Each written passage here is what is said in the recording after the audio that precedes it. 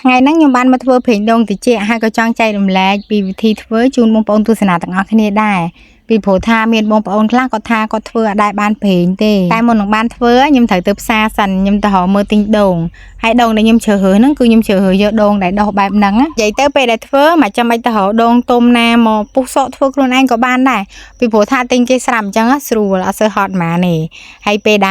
លទិញសំខាន់គឺបងប្អូនត្រូវមើលដូងខ្លួនឯងថាដូងនោះប្រកាសថាដុះហើយពេលដែលដូងដុះកាប់ទៅវាមានកពិញបែបហ្នឹងហើយកុំថាកពិញទូចក៏ដោយកពិញធំក៏ដោយគឺធ្វើបានដូចតែគ្នាទេបើនិយាយពីខ្ញុំថ្ងៃហ្នឹងគឺថាមកកំងអ្នកលក់ឡើងមកទំហឹងហ្មងអាងតែមិញខ្លួនឯងបងប្អូនហើយបើនាងខ្ញុំអត់ធ្វើអញ្ចឹងទេពេលដែលទិញយកទៅធ្វើអត់ចេញប្រេងទេពីព្រោះថាពេលដែលគាត់កោសលក់ហ្នឹង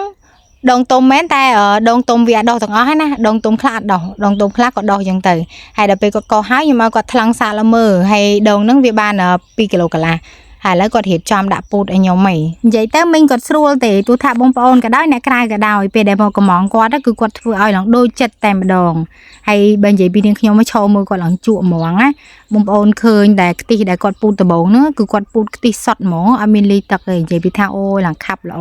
អហើយផ្សារដែលខ្ញុំមកទិញដូងហ្នឹងគឺគេហៅថាផ្សារអូបងប្អូនដែលនៅចិត្តហ្នឹងចង់ធ្វើប្រេងដូងតិចអាចមកកំងគាត់បាននិយាយពីថាគាត់ស្រួលទេកំងបានឡើងដូចចិត្តហ្មងហើយឥឡូវគាត់ចាប់ផ្ដើមពូតខ្ទិះចុងឲ្យខ្ញុំហីពូតខ្ទិះចុងហ្នឹងគឺគាត់ពូតតែមួយទឹកទេតែគាត់ពូត2ដងគាត់យកអាទឹកដែលគាត់ពូតទឹកសហ្នឹងមកសាហើយគាត់ចាប់ផ្ដើមមកចាក់ពូតម្ដងទៀតពីព្រោះថាពេលដែលខ្ញុំកំងគាត់ហ្នឹងគឺខ្ញុំអត់ចង់បានទឹកច្រើនទេ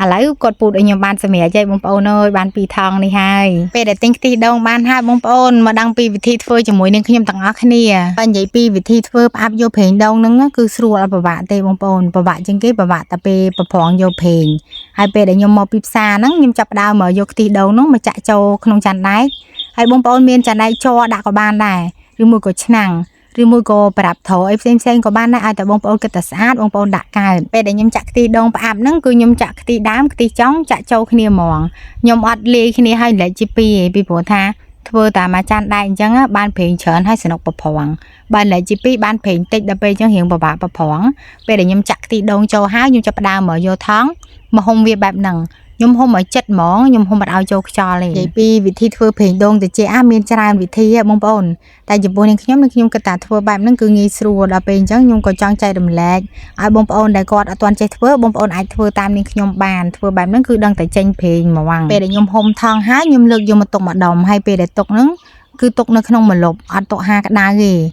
ហើយពេលដែលផ្អាប់ទុកហ្នឹងខ្ញុំយកកសែងឬមួយក៏កណាត់អីក៏បានដែរយកមកហុំវាមកតង់បែបហ្នឹងអញ្ចឹងទៀតណាដើម្បីឲ្យវាចេញប្រេងបានល្អបើនិយាយពីរយៈពេលដែលខ្ញុំផ្អាប់ទុកយកប្រេងដូងតិចហ្នឹងខ្ញុំទុករយៈពេល3ថ្ងៃបើសិនជាបងប្អូនចង់ទុក2ថ្ងៃក៏បានដែរក៏ចេញប្រេងដែរតែបើខ្ញុំទុកដល់តែ3ថ្ងៃឥឡូវប្រេងដូងរបស់ខ្ញុំផ្អាប់ទុកគ្រប់ថ្ងៃហើយដល់3ថ្ងៃហើយឥឡូវខ្ញុំចាប់ដើមមកបើកថង់មើលបងប្អូនចាំអ៊ុតមើលទាំងអស់គ្នាថាប្រេងដូងតិចហ្នឹងវាយ៉ាងម៉េចដែរពេលដែលខ្ញុំបើកថង់មើលប្រេងដូងហ្នឹងអត់ហ៊ានបើកបខំទេបងប្អូនអើយបើកថ្នម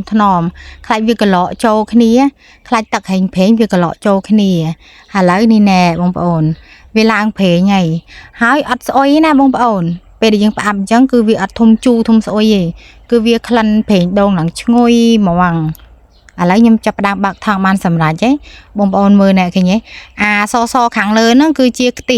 ទិះដូងហើយបន្ទាប់មកគឺជាប្រេងដល់ពេលអាខាងក្រោមប្រអស់ហ្នឹងគឺជាទឹកហើយប្រេងហើយទឹកវាអត់ចូលគ្នាទេហើយខ្ញុំក៏បានវែកវាថ្នមអញ្ចឹងវែកយកខ្ទិះវាចេញសិនដើម្បីសនុកប្រព្រងហើយមុននឹងបានប្រព្រងយកប្រេងហ្នឹងខ្ញុំចាប់ផ្ដើមរៀបចំយកក្រាស់ជូតមាត់មកដាក់អញ្ចឹងសិនហើយនេះគឺជាជំរាបរបស់ខ្ញុំណាពេលដែលដាក់ក្រាស់ជូតមាត់អញ្ចឹងហើយគឺថាពេលដែលច្រោះចេញមកគឺដឹងតែថ្លាឆ្វងហ្មងអត់មានដោយកតិចដោយអីទេពេលដែលរៀបចំហើយខ្ញុំចាប់ផ្ដើមមកប្រព្រងយកប្រេងដូងហ្នឹងហើយពេលដែលខ្ញុំប្រព្រងឡើងថ្នមខ្ញុំប្រព្រងខ្លាចដោយទឹកណាហើយបានស្រក់មកតក់អញ្ចឹងទេបងប្អូនអើយតំណមបានប្រព្រងហើ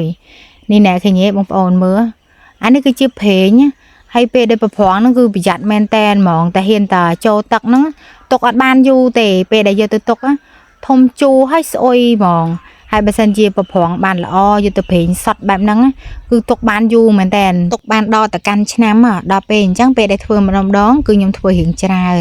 នហើយខ្ញុំក៏ចង់មកបង្ហាញបងប្អូនពីការប្រព្រងប្រេងដូងដែលវាដោយទឹកគឺវាដោយបែបហ្នឹងពីព្រោះថាប្រេងទឹកវាអត់ចូលគ្នាទេជាពិសេសពេលដែលច្រកដាក់ដបហើយបងប្អូនឃើញពងហ្នឹង គឺវាចូលទឹកហើយដល់ពេលអញ្ចឹងបងប្អូនត្រូវយកមកញែកវាម្ដងទៀតញែកវាយកទៅប្រេងបែបហ្នឹងបានហើយពីព្រោះថាពេលដែលវាចូលទឹកគឺដឹងដល់ពេលអញ្ចឹងយើងអាចមកញែកវាម្ដងទៀតហើយបងប្អូនមកមើលមួយកែវនេះម្ដងកែវនេះគឺថាអត់មានចូលទឹកទេគឺប្រេងដូងសុទ្ធតែម្ដងហើយនេះខ្ញុំចម្រាញ់បានប៉ុណ្ណេះហើយបងប្អូនបានលង្កាច់កៅមីឡូក្នុងចំនួនដូង2គីឡូកន្លះនឹងខ្ញុំចម្រាញ់បានប៉ុណ្ណឹងបើនិយាយពីប្រេងដូងត្រជាក់ហ្នឹងវាមានអត្ថប្រយោជន៍ល្អជាងប្រេងដូងក្តៅហើយជាពិសេសប្រេងដូងត្រជាក់ហ្នឹងអាចយកមកញ៉ាំបានទៀតនេះណែបងប្អូនឥឡូវនេះខ្ញុំសាកហូបបង្ហាញឲ្យបងប្អូនមើលតែម្ដងគ្រាន់តែថាពេលដែលញ៉ាំហើយហ្នឹងគឺវាអត់ឆ្ងាញ់ទេតែវាមានប្រយោជន៍ចំពោះសុខភាពណាហើយជាពិសេសអ្នកដែលសក់អាសាបែកចង់យកមកដាក់នៅលើដៃពី3តំណក់អញ្ចឹងទៅញីវាឲ្យសប់ម្រាមដៃអញ្ចឹងទៅបងប្អូននេះណែឃើញទេញីឲ្យសប់អញ្ចឹងទៅហើយយកមកលាបបែបហ្នឹងបើសិនជាសក់អ្នកដែលកដាញ់ពិបាកសិតទៀតណាយកមកលាបអញ្ចឹងនិយាយពីថាសនុកសិតអត់ពិបាកសិតទេហើយពេលដែលលាបហើយនិយាយពីសក់ឡើងភ្លឺរលោងហ្មងហើយបងប្អូនកុំភ័យថា